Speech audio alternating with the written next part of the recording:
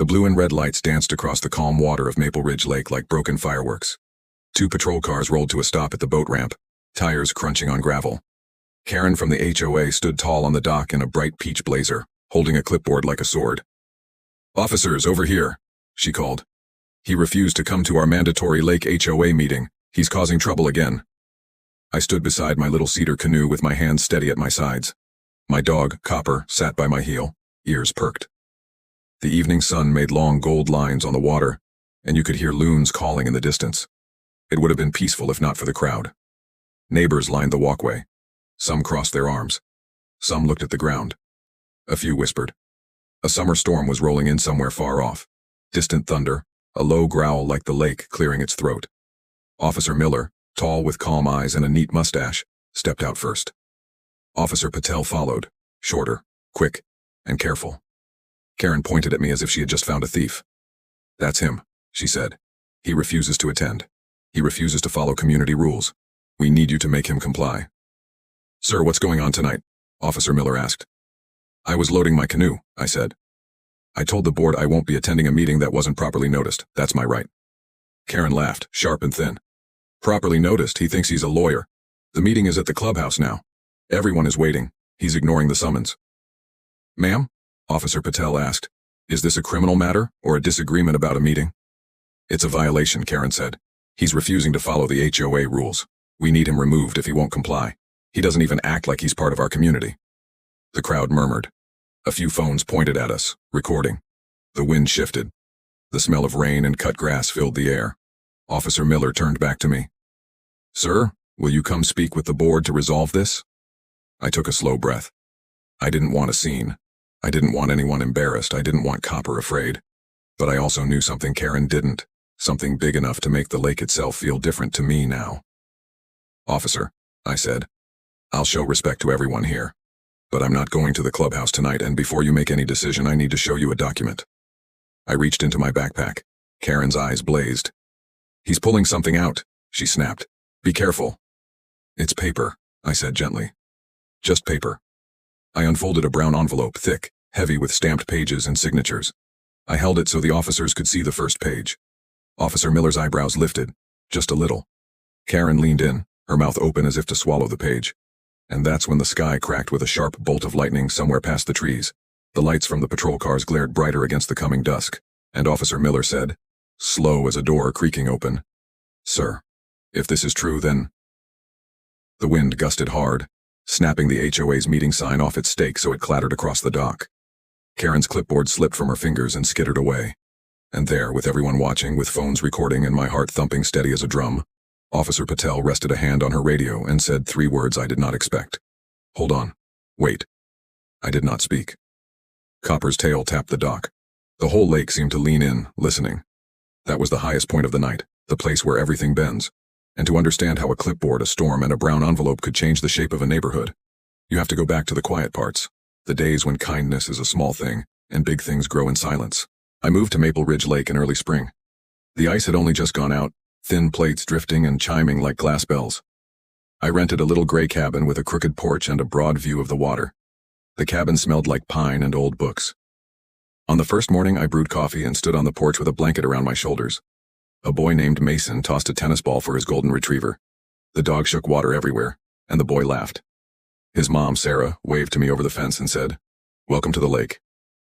That first week, I helped an older man, Mr. Hargrove, carry his groceries from his car to his kitchen.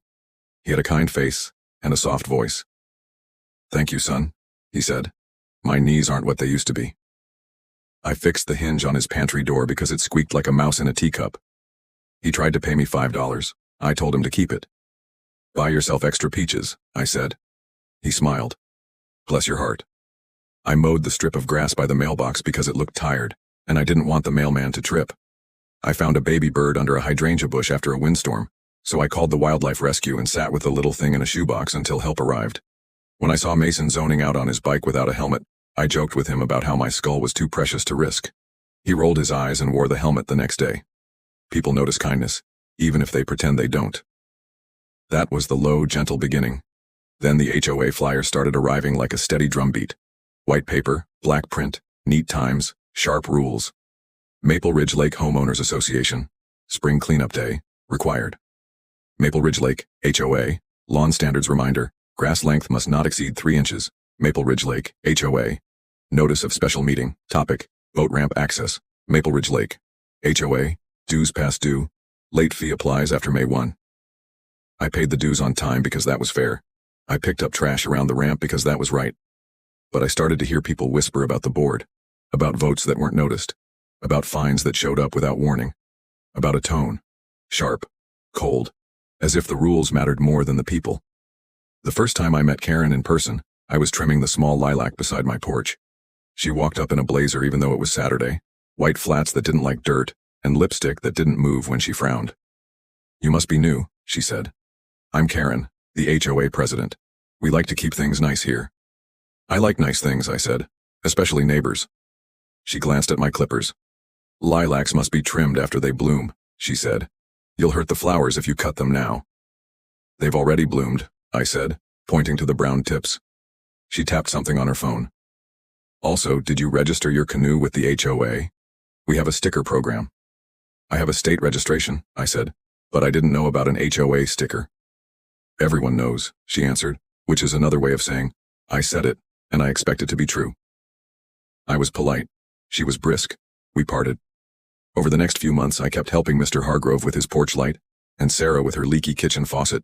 I picked up Mason's bike chain when it fell off, and I taught him the trick about easing it back on the sprocket with a stick, so his hand stayed clean. And while life stayed warm and simple for some of us, the board grew louder. They posted new reminders on the bulletin board. No fishing after 8 p.m., no music by the dock, no long-term guests without prior approval.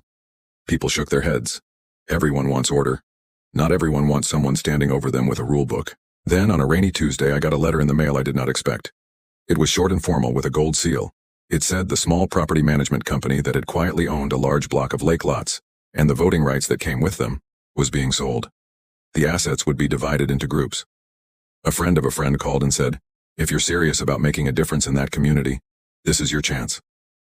I sat with the letter at my kitchen table while rain ticked on the window. I thought about rules versus people. I thought about porch lights and peach money and helmet jokes. I thought about how power can be used like a fist or like an open hand. I made calls. I asked questions. I checked numbers twice. The sale was complicated and boring. Class B shares, voting proxies, water access covenants. But the heart of it was simple. Whoever held those shares would have a bigger voice in the HOA than anyone else. Not a king, not a queen, but a hand on the wheel that actually turned the boat. The day I signed the papers, the conference room smelled like coffee and dry carpet.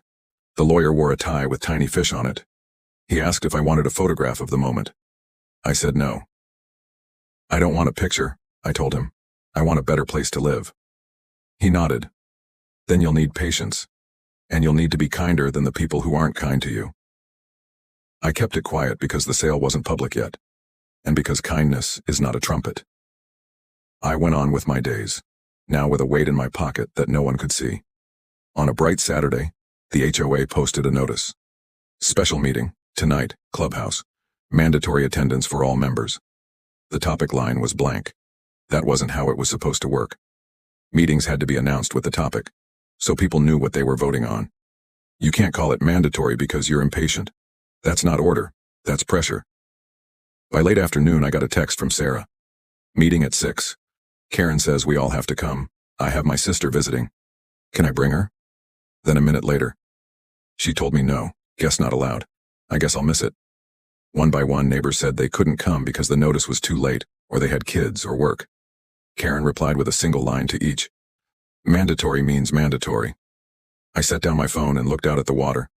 Copper tilted his head like he always does when I'm thinking hard. "We'll go to the dock," I told him. "We'll be nearby. We'll see what's fair." The sky was still blue when I walked to the ramp with Copper on a leash. People were moving toward the clubhouse, a little beige building with a porch and a bell that never rang. Karen stood near the walkway, greeting people by checking their names off a list as if they were getting on a plane. "Meeting in 10 minutes, she said. "No late entries."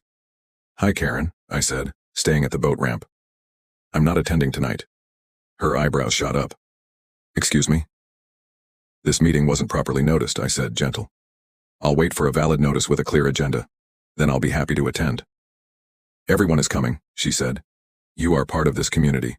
You don't get to pick and choose." "I'm honoring the rules," I said. "The real ones." That's when she raised her chin to the exact height of a fight. "If you don't come now," she said, "I'll call the police to make you comply."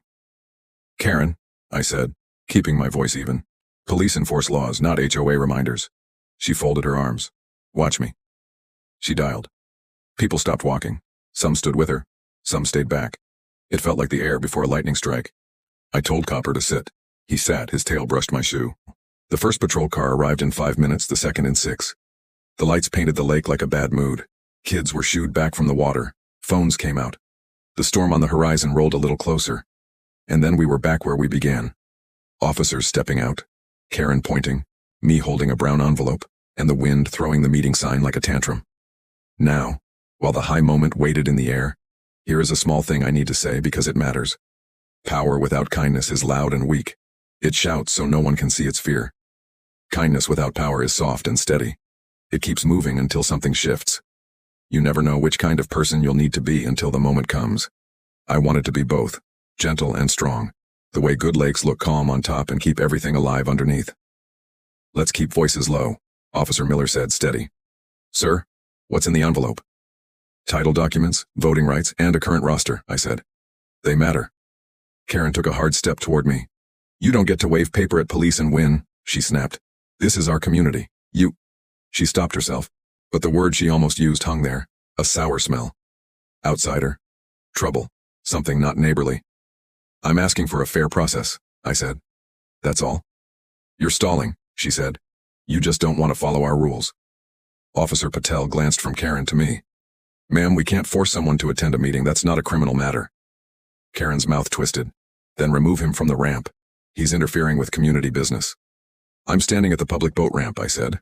"Paid for in part by a county grant. Anyone can stand here." "That's not true," Karen said. "It is," I answered, and I slid the top page from the envelope just enough for the officers to read the header. "County Partnership Agreement, Maple Ridge Lake Public Access, Grant Terms and Deed Restriction." Officer Miller's eyes tracked the line about open access. He didn't smile, but something relaxed in his shoulders. "It appears he's allowed here," he said. Karen's eyes lit with something else. Anger mixed with embarrassment.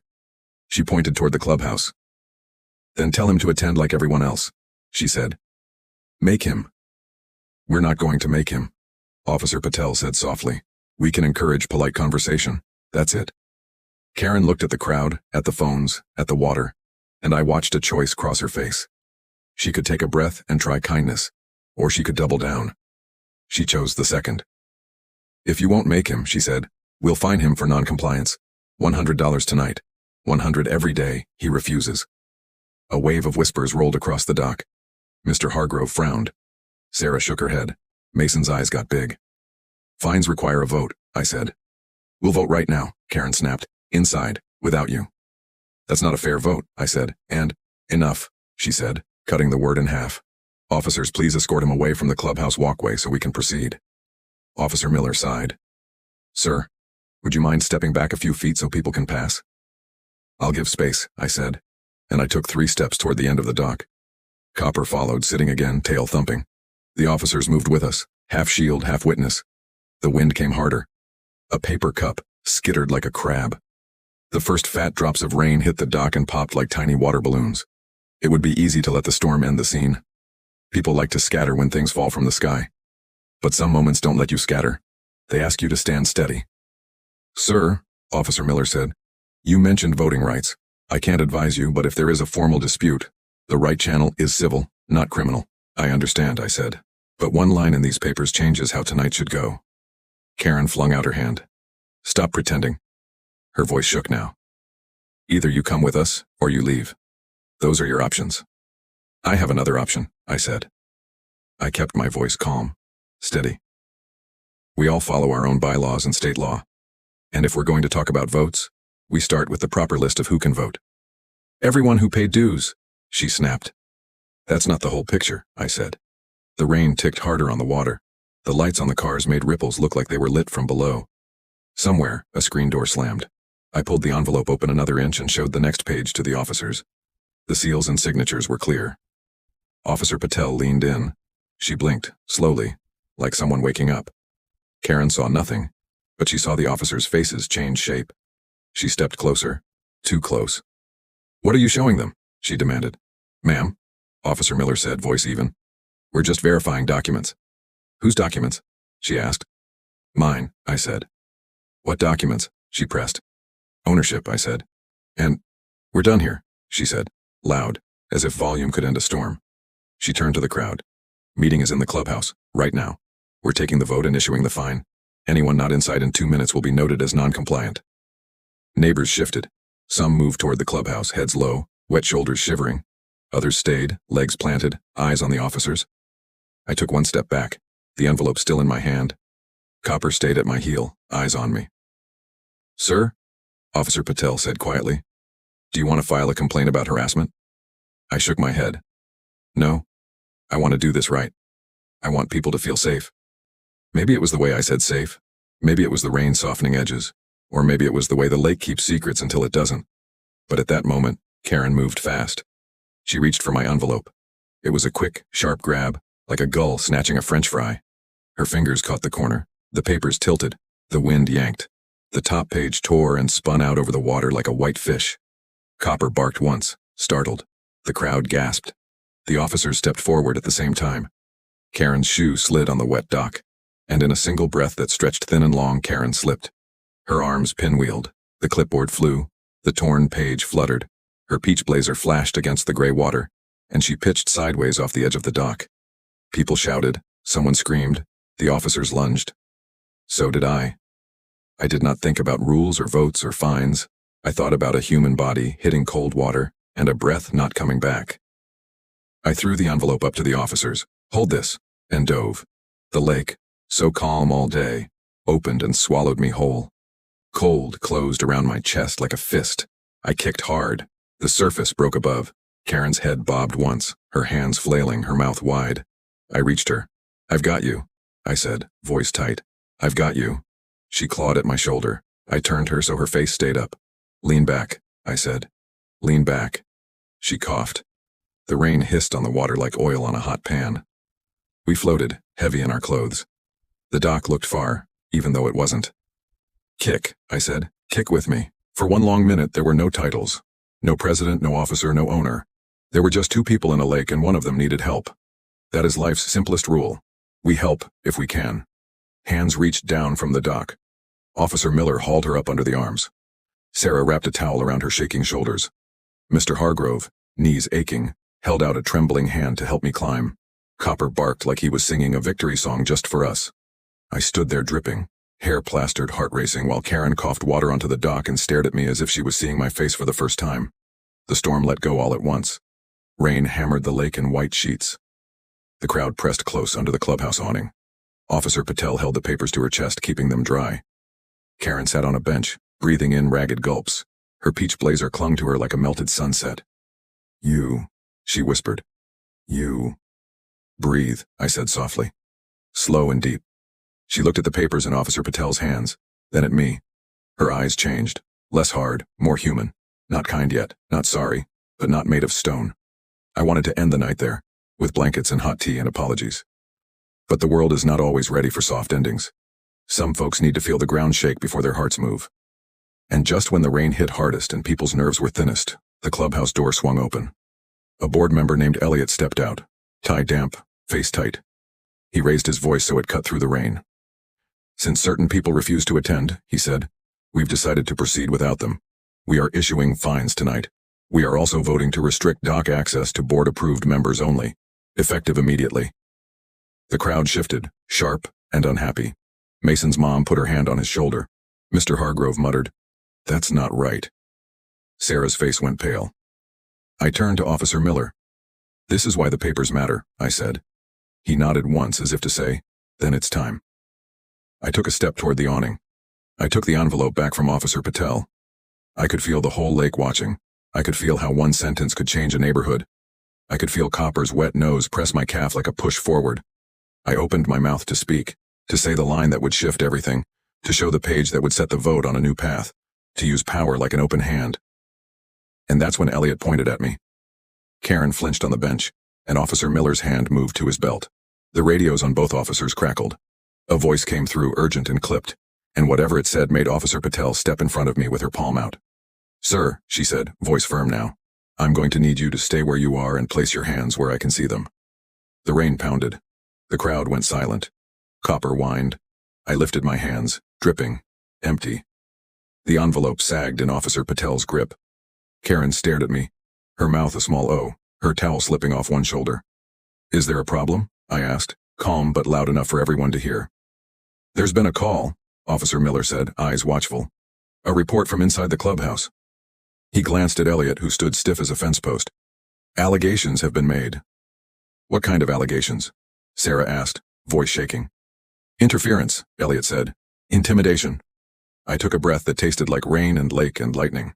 There are moments when kindness has to stand still and let the storm hit. There are also moments when you hold your ground because you believe in tomorrow. I'll cooperate, I said, steady. I always will. Officer Patel nodded once. The radios hissed again. She gave me a look that wasn't unkind, more like a promise that the next part would be careful. And there, with the storm roaring and the crowd holding its breath, and the officers deciding what to do next, the night drew a hard line that we would cross. Where are you watching from? The rain pounded the lake so hard that it looked like the water was boiling. The patrol car lights smeared red and blue streaks across the dock, bending and breaking with every ripple. I stood still, my hands raised, the weight of the storm pressing against my skin. Copper whined, pacing at my side, as if he could sense that something much bigger than rain was about to fall. Hands where I can see them, Officer Patel repeated. Her voice was calm, but the tension in it cut like wire. Karen, still wrapped in a towel, coughed hard. Her peach blazer clung to her like second skin, hair plastered to her forehead. She looked at me, eyes wide, as if she couldn't decide whether to be grateful I'd just saved her from drowning, or furious that I was standing taller than her now, in front of everyone. Elliot, the board member, smirked like he'd just been handed the script he'd been waiting for. That's right, he said, raising his chin toward the crowd. The officers have it under control. This man has been intimidating board members, interfering with official meetings, and disrupting the peace. You've all seen it tonight. Interfering? Sarah shouted back from the crowd, clutching Mason close. He was standing at the dock, minding his business. You called the cops on him for nothing. Mason's small voice cut through the storm. He saved her. He saved her life. Karen flinched at the boy's words. Her lips trembled like she wanted to deny it but couldn't. Officer Miller lifted a hand, trying to keep the crowd from swelling into chaos. Let's all calm down. Sir, he turned his gaze back to me. We received a call that you were threatening the HOA board, refusing lawful orders and possibly destroying community property. That's why we're here. I lowered my voice, steady and clear. I haven't threatened anyone. I refused to attend a meeting that wasn't valid. And as for property, if you're talking about papers flying into the lake, that was because someone tried to rip them out of my hands. The officers glanced at Karen, who immediately shook her head, coughing again. He's twisting it, she said hoarsely. He's always twisting it. The tension climbed like a rope stretched too tight. Neighbors whispered, some siding with Karen, others looking away, unwilling to be pulled into the fight. Officer Patel shifted, the envelope of documents still in her hand. The storm had spared it, though the edges curled from the damp air. She pressed it against her vest, as if protecting it until she decided what to do. Sir? She asked me carefully. What exactly is in here? The truth, I said simply. Proof that the way this HOA is being run isn't lawful, and proof that their votes tonight are meaningless if those papers are recognized. Karen's eyes widened in panic, but she tried to cover it with anger. He's bluffing. He's nothing. He doesn't even belong here. Those words landed heavier than she intended. A murmur of disapproval swept through the crowd. Even Mr. Hargrove, frail and stooped, lifted his chin. He belongs more than you do, Karen, he rasped. He treats people like neighbors, not numbers. That cut deep. Karen's jaw tightened, but Elliot jumped in before she could respond. This is nonsense. Officers, you don't have to listen to this. This man is disrupting a lawful meeting. Remove him, and let us do our job. But Officer Miller didn't move. Instead, he looked back at me. Sir, you said you'd cooperate. Are you willing to come with us to the station and clarify this? We can sort through the claims there. The storm cracked with another bolt of lightning, and everyone flinched. My shirt clung to me, dripping water, but my voice was steady. I'll cooperate. But these documents... I gestured to the envelope. They matter. They prove something that changes everything about tonight. And I don't want to leave them in the wrong hands. Karen lunged forward, her towel slipping, desperation raw in her eyes. Don't give him that chance, he'll ruin everything. For a moment, silence swallowed the dock. The rain hammered, the thunder rolled, but all anyone heard were her words. Words that betrayed fear, not strength. Officer Patel tightened her grip on the envelope and took a deliberate step back, away from Karen. "Maybe we should see what this is before making any decisions," she said carefully. That single sentence broke the dam. Voices rose from the crowd. "Let him speak," Sarah called. "He saved her life," Mason added, voice cracking with urgency. "This whole HOA's been crooked for years," another neighbor muttered. But then Elliot raised his hand high, shouting over them all. "Enough.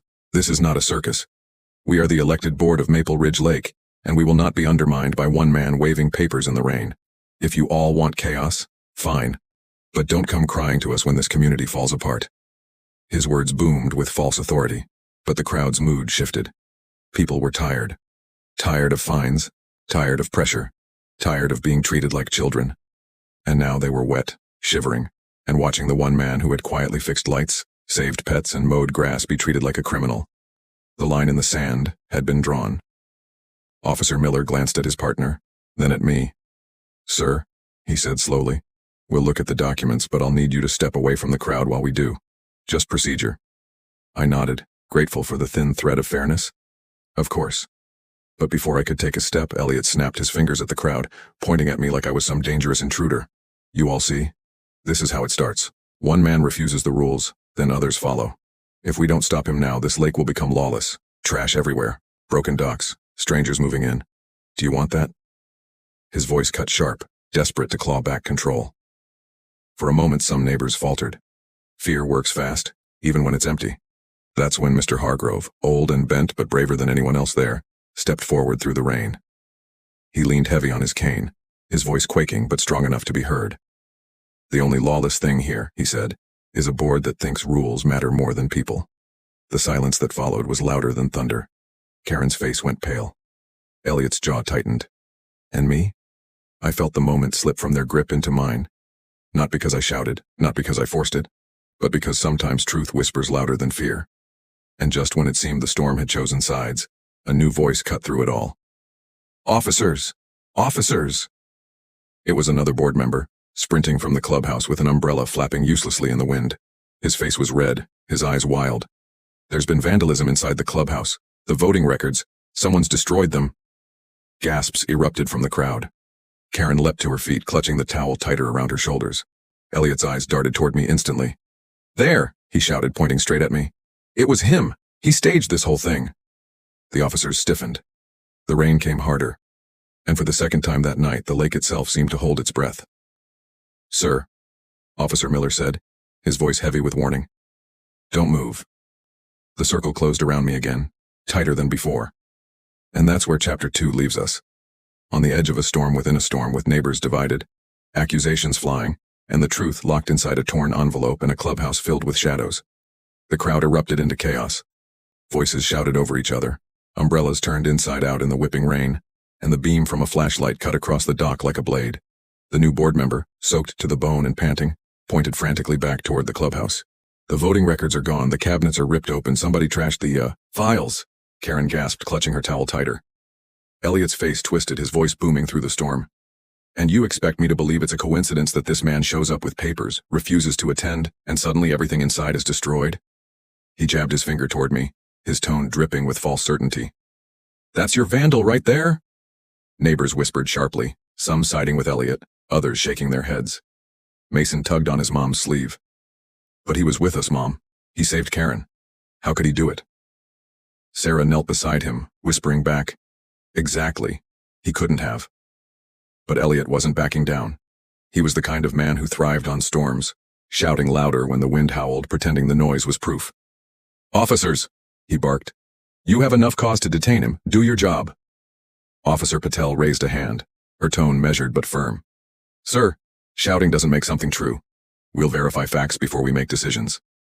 Elliot scoffed, dripping rain, but Karen leaned forward, trembling. Her voice was weak but sharp. He had papers. He didn't want us to vote. Maybe he—" She coughed hard, cutting herself off. I stepped forward, my palms still raised, rain streaking down my arms. "I haven't left this dock all evening. Everyone here saw that. If the clubhouse was vandalized, it wasn't me. And if you care about truth, you'll check those records before accusing anyone." "Easy to say," Elliot sneered. "Harder to prove." The storm cracked again, thunder booming so loud it rattled the dock. In that moment, Officer Miller spoke, his voice cutting through the noise like an anchor. "Then let's prove it." He looked toward the other board member, the one who'd reported the damage. "Show me exactly what you found." The man nodded, still shaking. Yes, come with me. It's bad." The officers exchanged a look, then turned to me. "Sir," Officer Miller said carefully, "you'll stay here with Officer Patel while I check it out. Understood?" I nodded. "Understood." The crowd parted as Miller and the board member jogged back toward the clubhouse, their flashlights slicing through the rain. The doors creaked open and swallowed them whole, leaving us on the dock with the storm pressing close. Elliot prowled like a wolf denied his prey. "Convenient," he spat. "Plenty of time for his friends to cover his tracks before the officer gets there." Sarah stepped forward, trembling but defiant. "Don't you dare. He doesn't need anyone covering for him. He's been more of a neighbor in a few months than you've been in years." The crowd murmured again, louder now, and for once Elliot's voice didn't carry quite so far. His eyes narrowed. I turned to Officer Patel. "Ma'am, the documents you're holding, look at the signatures. They show who owns the controlling shares in this community. If you read them now, you'll understand why I refused to join a meeting that wasn't legal in the first place." Karen's head jerked toward me, eyes wide. "Don't," she whispered hoarsely. "Don't let him trick you." But Patel wasn't listening to her. She slid the envelope open, pulled out the top sheet, and held it under her flashlight. Her eyes scanned the page, slow and steady. Rain dotted the paper, but the ink was clear. She frowned, then flipped to the second page, her lips pressed into a thin line. "What is it?" Sarah asked, her voice hushed. Patel didn't answer right away. Instead, she folded the papers back into the envelope and tucked it inside her jacket, away from the storm. "I'll reserve judgment until Officer Miller returns," she said carefully. "But I'll tell you this. It doesn't look like nonsense." Karen staggered to her feet, her towel slipping, her face pale with panic. No, you don't understand. If those papers are real." She cut herself off, clamping her mouth shut. The crowd gasped. Mr. Hargrove's cane tapped once against the dock. "If they're real," he said, "then you've been lying to us." Karen froze, caught between denial and silence. Elliot's jaw clenched, his eyes burning holes into me. "You're clever," he muttered, his voice venom. "But clever men fall the hardest." Before I could answer, the clubhouse doors slammed open. Officer Miller emerged, his flashlight beam trembling slightly. The board member trailed behind, his umbrella broken, his face ghostly.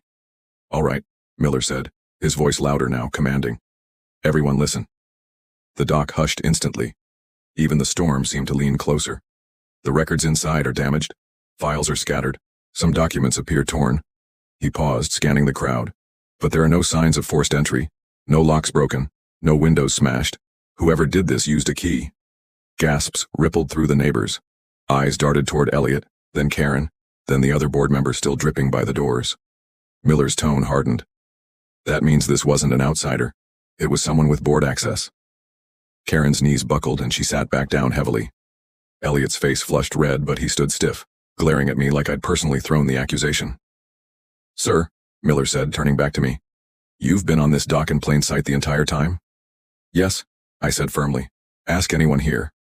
Dozens of heads nodded. Sarah's voice cut through. "He never left. Not once." Miller gave a short nod. "Then you're cleared of vandalism for tonight." Relief washed through the crowd like a tide. Copper barked once, as if celebrating, but Elliot wasn't done. "Cleared? You're just going to take his word for it? You don't know what games he's playing." He stepped closer, jabbing his finger toward the envelope inside Patel's jacket. "Those papers are forged. I won't let you destroy years of order because of some outsider's stunt." "Enough," Miller snapped, his patience gone. "If you want to challenge documents, you do it in civil court, not in the rain with half the town watching." The crowd murmured louder, voices swelling with anger at Elliot's arrogance. Mr. Hargrove lifted his cane again. "We've had enough of your fines and threats. Maybe it's time someone else had a say." The atmosphere shifted, heavy with something new, hope mixed with defiance. Elliot felt it too. His eyes flicked nervously across the faces staring him down. For the first time, his authority didn't look unshakable. And that's when Officer Patel spoke, calm but final. "I've seen enough to know this can't be settled tonight, but one thing is clear. There's more to these papers than you're admitting." She turned to me. "Sir, you'll need to bring these to the county office first thing Monday morning. They'll verify ownership and voting rights." The storm thundered again, but her words thundered louder. Ownership, voting rights. the very foundation of the HOA itself. Karen closed her eyes, her lips trembling. Elliot's fists clenched. The neighbors leaned in, whispering furiously. And then, just as the officers were about to disperse the crowd, a scream split the night from the direction of the clubhouse. Everyone spun. A woman stood in the doorway, her face pale with terror. "The safe!" she cried. "The safe in the office, it's empty!" The crowd gasped again, panic rippling like lightning across the dock. Elliot's face drained of color. Karen clutched the bench so tightly her knuckles went white. The officers exchanged a look, grim and sharp. Officer Miller's voice rang out, hard as iron. "All right, no one leaves this dock. Not until we find out who emptied that safe." The neighbors froze, the storm still raging, the truth teetering on the edge of revelation. The scream hung in the air, carried on the rain, echoing across the lake like a warning bell. People gasped, clutched each other, and pushed closer to the dock's edge to hear better. The woman who had shouted, Mrs. Donnelly, the board treasurer, staggered forward, her umbrella useless against the storm. Her face was pale, her glasses fogged, and her hands trembled as she pointed back toward the clubhouse. "The safe," she repeated, her voice cracking. "It's been opened. It's empty. All the HOA funds are gone." Gasps and shouts rippled through the crowd like a wave. Some neighbors covered their mouths, others cursed under their breath. Sarah pulled Mason close, shielding him from the crush of bodies as the news spread like fire. Karen's mouth opened and closed, her lips trembling. Elliot, however, straightened his back and raised his voice above the chaos. "This is it. This proves everything I've been saying. First the records, now the safe. Someone's trying to tear this community apart from the inside, and I say again, it started with him." He jabbed his finger at me so hard the reins sprayed off his hand. Copper barked, bristling at his tone. My hands stayed open at my sides, steady as the storm raged. "You're grasping at shadows, Elliot," I said calmly. "I've been here in front of everyone since the beginning. If the safe was emptied, it wasn't me." "That's what makes it clever," Elliot shouted, his eyes wild. "You planted someone inside. You've been planning this from the moment you showed up at Maple Ridge." The crowd groaned. For every neighbor who looked at me with trust, another looked uncertain, afraid. Fear works fast, and Elliot knew it. He fanned it like a fire he didn't care might burn him too. Officer Miller lifted his hands. "Quiet." His voice cracked like thunder, and slowly, the crowd obeyed. "Everyone stay calm. No one is leaving until we sort this. If the safe was emptied, then the theft happened recently. We'll need to treat this as a crime scene." He turned to Mrs. Donnelly, who was still shaking. "Ma'am, who had access to the safe?" Her voice wobbled. "Only the board. Me, Elliot, Karen, and—" She hesitated, looking at the other board member who had first run out to report the vandalism. "And James." All eyes swung toward James. He stiffened, water dripping off his hair, his eyes darting nervously. "What are you all staring at me for? I didn't touch it." Elliot immediately pounced. "How convenient that you're the one who ran out to claim vandalism, buying time for someone else to rob the safe. How convenient that you showed up out of breath pretending to be shocked." James's face flushed red. "Don't twist this on me. I called you out because I thought you were stalling." He pointed a shaking hand back at Elliot. "You've been desperate to pin everything on someone else since the beginning." The storm rattled the dock with another crack of lightning, and for the first time Elliot faltered. His jaw worked, his fists clenched, but his eyes betrayed something else. Fear. Karen stood shakily, her towel sliding off her shoulders. This can't be happening," she whispered. "The money, it was for repairs, for the lake wall, for everything. If it's gone—" "It's gone," Mrs. Donnelly said, her voice breaking. "Every last dollar." The neighbors erupted. Some shouted at Elliot, others at Karen, still others simply wailed. The tension broke wide open, spilling fear, anger, and betrayal across the dock. I raised my voice, steady and clear, cutting through the storm. "Listen to yourselves. You're so quick to blame, so quick to turn on one another. But the truth is, none of you knows what happened yet. We can't solve this by shouting. We solve it by looking at the facts." "Facts?" Elliot sneered. "Like those papers you waved around? Forged facts meant to confuse people?" Officer Patel stepped forward, her hand pressed to the envelope still tucked inside her jacket. Her face was calm, but her voice sharp. "I've looked at these papers, and I don't believe they're forged. They'll need verification, yes, but they're legitimate enough to raise questions about who really controls this HOA. And if that's true, then tonight's meeting might not be valid at all." The crowd murmured louder. Hope and fear wrestled in their eyes. Elliot paled further, realizing his grip was slipping. And then, Officer Miller spoke again, his voice steady but heavy. Here's what we're going to do. Everyone who had access to that safe will need statements. No one leaves until we get them. And until the county investigates, no votes, no fines, no new rules. Everything is frozen. The neighbors cheered. Not loudly, but with the exhausted relief of people who'd been under pressure too long. Even Sarah let out a shaky breath, hugging Mason close. But Elliot was not done. He shoved his way toward Miller, pointing furiously at me. You can freeze votes all you want, but if you let him walk away with those papers, this community is finished, don't you see? He's playing you all. He's not one of us. That word again. Not one of us. It hung in the air like poison, soaking deeper than the rain. Some neighbors nodded uneasily. Others shook their heads. I met Elliot's glare, my voice low but carrying. Not one of you? I mow the grass when it grows too long by the mailbox. I help Mr. Hargrove with his porch light. I found a baby bird and sat with it until it was safe. I've never fined anyone, never ordered anyone, never treated a neighbor like less than human. If that makes me not one of you, then maybe it's time to ask what kind of you really want to be. The dock went silent. Even the rain seemed to hush, softer now, as if listening. Karen sat back down heavily, covering her face with her hands. Elliot trembled with fury, his face red. This isn't over, he spat. Not by a long shot. Officer Miller nodded toward me. It's not over, he agreed. But it's not ending tonight either. Everyone calm down and prepare to give statements. The crowd slowly began to disperse under the officer's orders, some heading toward the awning of the clubhouse, others huddling in small groups. The storm eased, though thunder still rolled in the distance. Copper pressed against my leg, shivering but steady. I bent to scratch his ears. It's all right, boy, I whispered. But as I straightened, we'll weather this too. I caught sight of something that froze me cold. Through the sheets of rain just beyond the clubhouse door, a shadow moved, slipping out the back, unseen by most. Tall, lean, carrying something heavy under their coat. I narrowed my eyes. The safe wasn't emptied by accident. Someone had planned this. And whoever that shadow was, they were still out there, running through the storm with Maple Ridge's future in their hands. The rain had thinned to a cold drizzle, but my heart pounded like it was still a thunderstorm. That shadow slipping out the back of the clubhouse had not been part of the storm. It was deliberate, careful, and wrong. I rubbed Copper's head as if to calm both of us, but my eyes stayed fixed on the spot where the figure disappeared into the trees beyond the clubhouse. No one else seemed to notice. Neighbors were busy muttering. The officers were still trying to herd people into smaller groups, and Elliot was pacing like a caged wolf. I raised my hand. Officer Miller. He turned, brows furrowed, rain dripping off his cap. What is it? There's someone leaving through the back, I said firmly, pointing past the clubhouse. Tall, moving quick. They're carrying something. The words hit like lightning. A few neighbors spun to look, though most saw only wet trees swaying. Officer Patel immediately pressed her radio. Possible suspect fleeing the scene, northeast side of clubhouse, moving into the woods.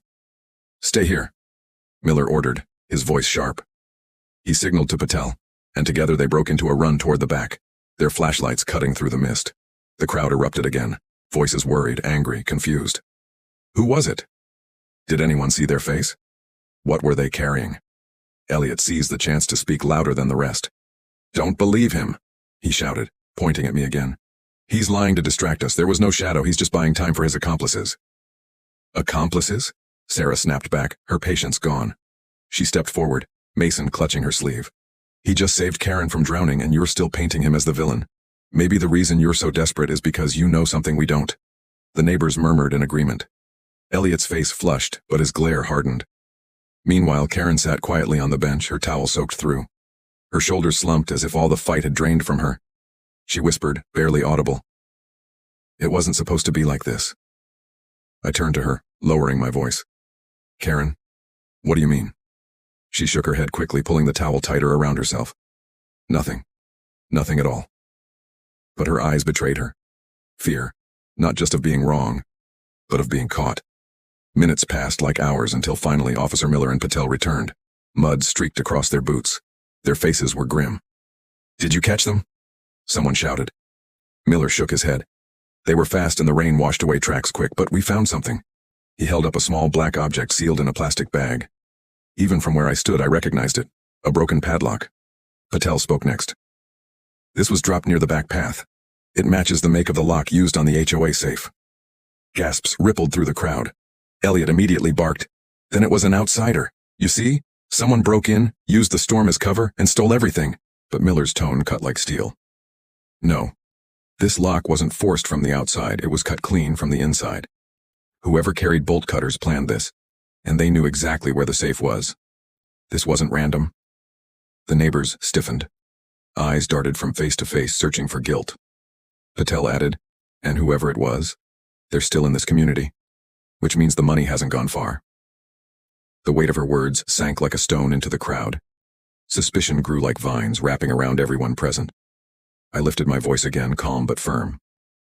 Then the truth will come out, and when it does, you'll see why tonight's meeting was never about rules or dues. It was about control. Someone was desperate enough to risk everything to keep it. Karen buried her face in her towel. Elliot looked like he wanted to spit fire. James stood rigid, fists trembling. Even Mrs. Donnelly wiped at her glasses nervously, her lips pressed tight. Enough, Miller barked. We'll get statements from each of you. No one leaves until then. The neighbors groaned but obeyed, splitting into lines under the officer's orders. One by one, people were pulled aside to answer questions. I waited quietly, Copper at my side, as Sarah and Mason gave theirs. Then Mr. Hargrove, leaning heavily on his cane, shuffled forward. And as I watched, something caught my eye. A flash of movement from Karen. Her hands shook as she fumbled with the towel, and just for a moment I saw it. A bulge under her soaked blazer pocket. Not papers. Not a phone. Something heavier. Her eyes flicked to mine, wide and pleading, as if begging me not to say anything. And that's when the rain picked up again, the wind howling through the trees, and Officer Patel called out, "Next statement." Karen stood slowly, her movements stiff, clutching her pocket tight. The neighbors didn't notice. The officers didn't notice. But I did. And I realized, with a cold certainty, that the shadow in the trees wasn't the only secret running loose tonight. That was the next extreme.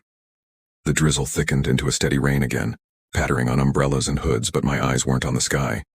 They were locked on Karen as she rose shakily to her feet, towel slipping down her arms, one hand clamped tight on the bulge in her blazer pocket. She kept her gaze low, as though the ground itself might shield her from suspicion. "Karen," Officer Patel called, clipboard in hand. "It's your turn. Come give your statement." Karen nodded quickly, her movements stiff, mechanical. She stepped forward, the wooden planks of the dock groaning beneath her weight. Each step seemed heavier than the last. Copper let out a low growl, his ears flicking. He'd sensed it too. Something wasn't right. Elliot folded his arms, sneering. Finally. Maybe now we'll hear the truth about who's been stirring all this trouble.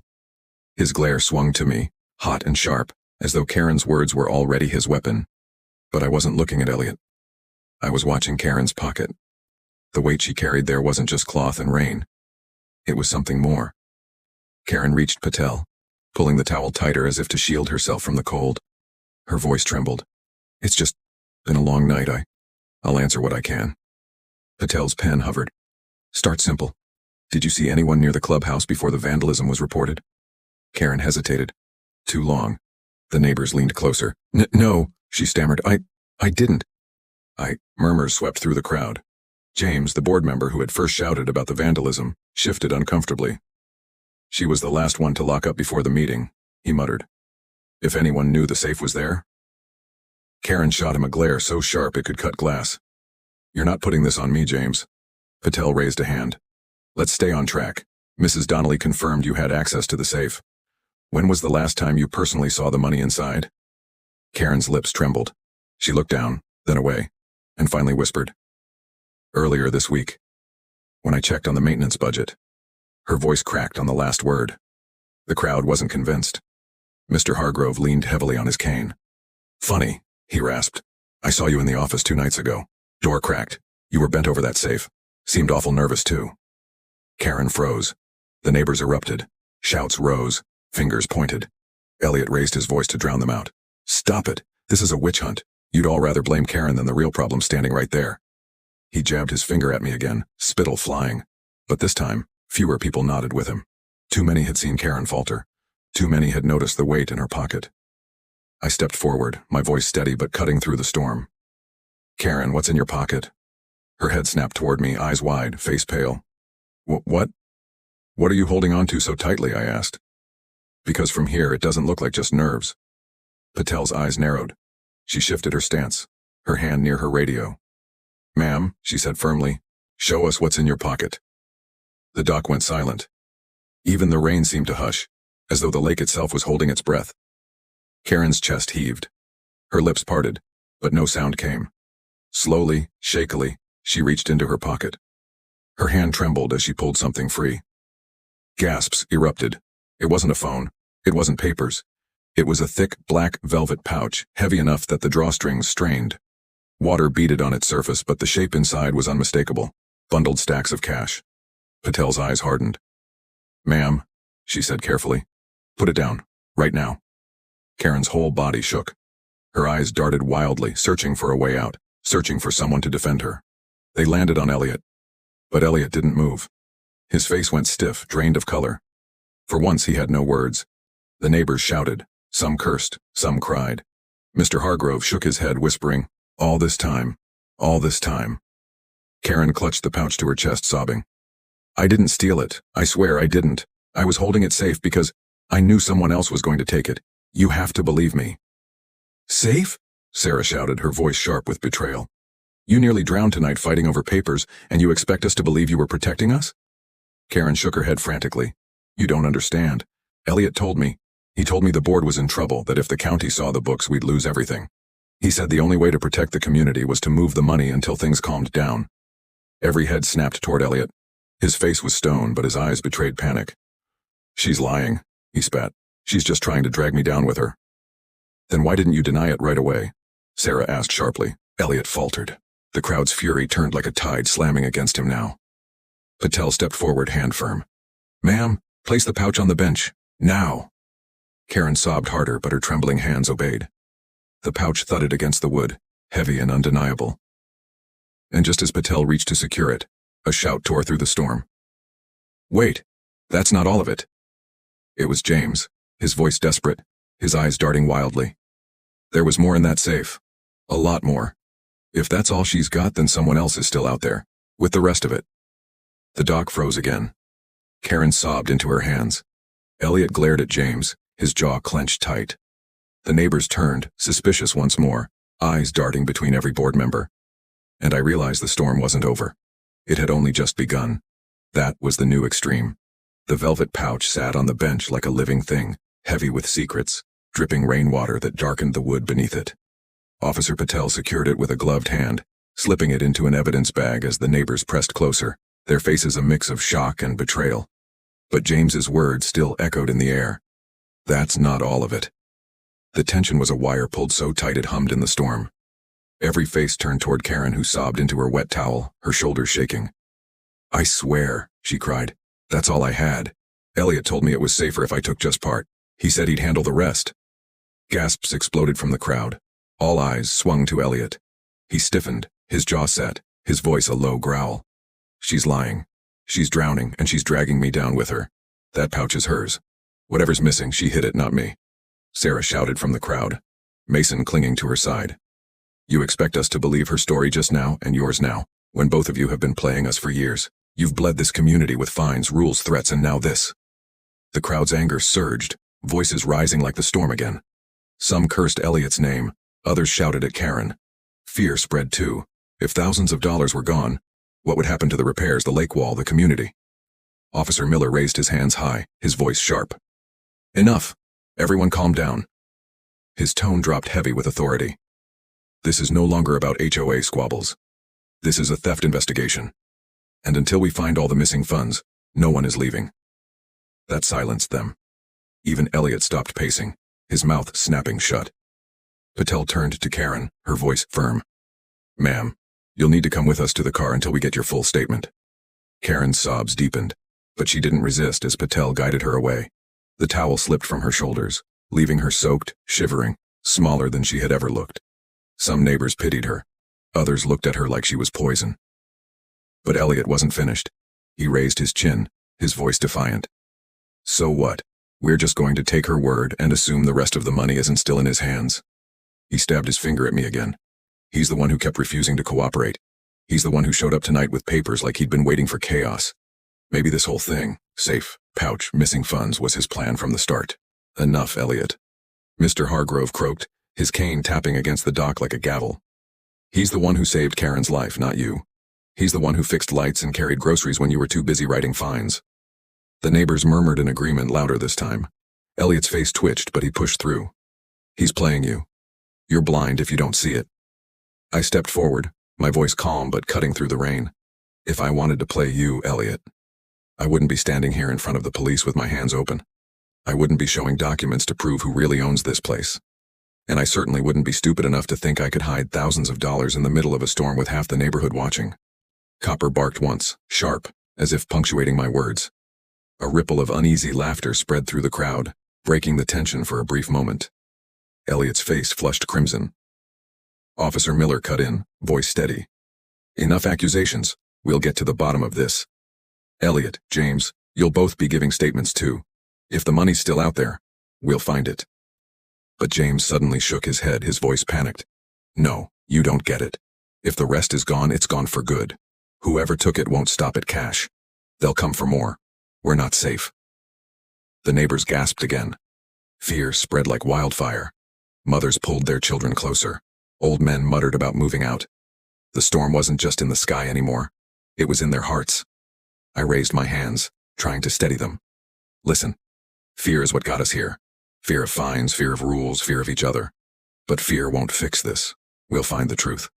And when we do, this community will finally belong to the people again, not to fear, not to greed. The crowd hushed. For the first time, some looked less panicked, more hopeful. Sarah gave me a nod, her hand steady on Mason's shoulder. But before anyone could breathe relief, a sharp crack echoed from the woods, wood breaking under pressure. Every head snapped toward the trees, flashlights swung. Out of the darkness, two beams of light flickered. Eyes? No. Flashlight beams, moving fast. A figure darted between the trunks, clutching something bulky under their arm. It's them, James shouted. The rest of the money. The officers reacted instantly. Miller barked into his radio. Patel turned back from Karen, and the crowd erupted into chaos. Some neighbors screamed, others scrambled back toward the clubhouse. I felt Copper tense, ready to bolt. My heart hammered. Whoever it was, they weren't gone. They were here. And they had just made their move. That was the new extreme. The figure tore through the trees like a ghost chased by lightning. Flashlights swung wildly as Officer Miller and Patel sprinted after them, radios crackling, their boots pounding mud. The neighbors gasped, craning their necks, some clutching each other, others shouting useless directions into the storm. Cut them off at the north path, Miller barked into his radio. Copper barked once, sharp and insistent, tugging on his leash like he wanted to join the chase. My blood surged hot in my veins. Whoever had the rest of that money wasn't just a thief. They were holding the community's future under their arm. I made a decision. I knelt quickly, unclipped Copper's leash and whispered, "Find them, boy." With a blur of brown fur and muscle, Copper shot into the woods, barking loud and steady, his nose to the ground. Gasps rippled through the neighbors. Mason's eyes went wide. "Go, Copper," he shouted, his small voice breaking through the storm. The chase turned frantic. Flashlights bobbed, branches snapped, and the figure stumbled once but kept running. Then Copper barked again, closer, louder, more insistent. And then, a cry. A man's voice, sharp with pain. The neighbors fell silent, all eyes fixed on the woods. Slowly, through the trees, the figure emerged, Copper tugging at their sleeve, Officer Miller's flashlight fixed on their face. It wasn't Karen, it wasn't James, it was Elliot. His suit jacket was torn, mud smeared across his face, and in his arms he clutched a duffel bag so swollen with cash that bills spilled out the sides, plastered wet against the fabric. The neighbors gasped in unison, a sound louder than thunder. "Drop it!" Officer Patel shouted. Elliot froze, panting hard, his eyes wild. He looked at the crowd, then at the officers, then at Karen, who sat pale and trembling on the bench. "You don't understand," he cried. "I was protecting it. I was moving it somewhere safe." "Safe?" Sarah's voice cracked sharp. "You've been stealing from us for years and now you call that protecting?" Mr. Hargrove lifted his cane, his voice hoarse but strong. "Shame on you, Elliot, shame." The weight of their words crushed him more than the rain ever could. His knees buckled, and the duffel dropped to the dock with a sickening thud. Wet bills fluttered across the wood like fallen leaves. Patel moved swiftly, cuffing his wrists while Miller secured the bag. "Elliot Carter," Miller said, his voice steady. "You're under arrest for theft, misappropriation of funds, and obstruction of an investigation." The neighbors erupted, not in chaos but in release. Cheers, tears, and shouts of vindication filled the night. For the first time, the storm in their hearts began to ease. Karen sobbed openly now, clutching her towel. She looked at me with red, swollen eyes. I didn't know. He told me we'd lose everything if I didn't help. I was a fool. I crouched beside her, my voice gentle. You were afraid. Fear makes fools of all of us sometimes. But now you have a chance to do better. Start with the truth. Start with kindness. She nodded slowly, as if hearing those words for the first time. When the officers finally loaded Elliot into the patrol car, the rain began to ease, the clouds pulling back to reveal a slice of moonlight over the lake. The water shimmered silver, calm again, as though the storm had been holding its breath for this very moment. The neighbors gathered close, shivering but smiling, some clapping me on the back, others thanking me outright. Sarah hugged Mason tight, whispering to him, "See? Truth always comes out."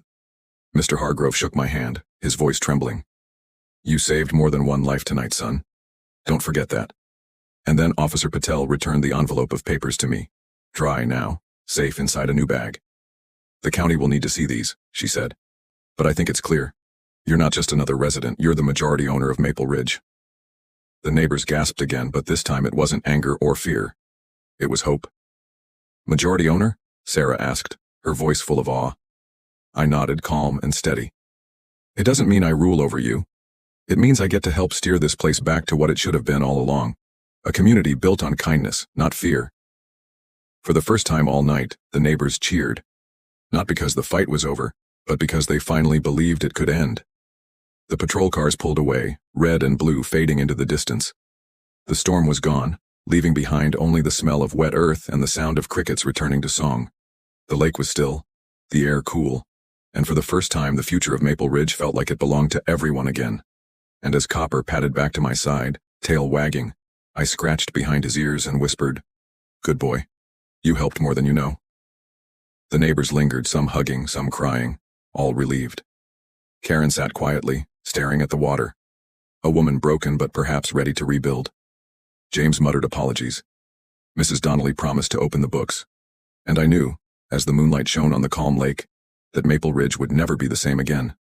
Not because of power, not because of papers, but because one night in a storm had shown them the truth. That kindness, when paired with courage, is stronger than any rulebook. That was the conclusion. And that's where Chapter 8 ends. With Elliot exposed, Karen humbled, the community freed, and the lake finally at peace. Where are you watching from?